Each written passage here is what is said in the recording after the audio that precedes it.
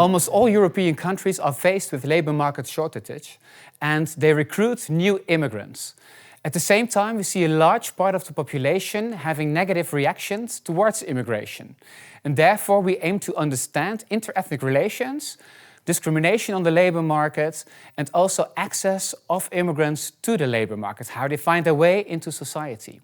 What is in particular interesting here is the shifting discourses that immigrants are really needed in our society and that they make an important contribution, and how this affects interethnic relations. Getting better information on this provides really a win-win situation for the receiving society as well as for immigrants. So migrants are getting better and better educated. And we need to ask ourselves in the Dutch society, what can we do so that they are feeling welcome and happy? And this is not just a normative question, but an economic one. Because if migrants are not happy, the chances are quite high that they return back to their home country. In practice, this means that Dutch companies do not fully benefit from the investments they put into those workers. And we need them, particularly in the sectors of IT and healthcare. This is also an urgent issue because a lot of potential gets lost. We find that immigrants had often jobs that better matched their qualifications in the country of origin, while they work in much lower skilled jobs in the receiving country, in the new residence.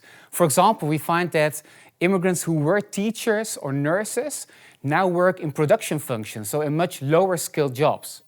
The first years after arrival are crucial for the integration chances of migrants. If migrants experience multiple barriers at the beginning of migration, such as administrative struggles or discrimination, this has a negative impact on their integration chances in the long run. Also, gender matters. Particularly migrant women do not only need access to language courses and a good recruiter, they also need access to childcare. However, we find in our own research that migrants know surprisingly little about the organization of childcare in the Netherlands, such as Peuterspeelzaal or the Voor- en Vroegschoolse Educatie. Also, they know really little about the conditions which make them eligible to apply for childcare benefits. And these are crucial barriers for the integration into the labour market, particularly for female migrants. At the same time, we need to focus also on the poverty situation in which they often are, and the vulnerability of many immigrants to get an understanding of their labour market outcomes and the labour market paths they find. And what we also need to address is the frustration that they often face when their expectations are not met in a new society. We also find that there is a misunderstanding or a paradox in the situation in which immigrants are. It is often assumed that better qualified or better skilled immigrants are more satisfied with their life in the new country. However, we find in our research that immigrants who have a higher level of education perceive stronger levels of discrimination of their group, and with that also higher levels of dissatisfaction. This is often not what is expected, but has negative consequences for higher educated immigrants in particular on the labour market. We tend to forget that also high-skilled migrants struggle with the administrative jungle within the Netherlands. So they need our assistance with finding housing, childcare, but also how to apply for a BSN number.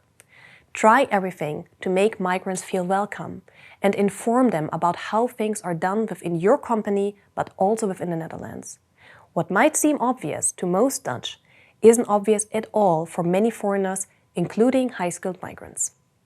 So what is also important to know is the decisions of immigrants themselves on how long they plan to stay.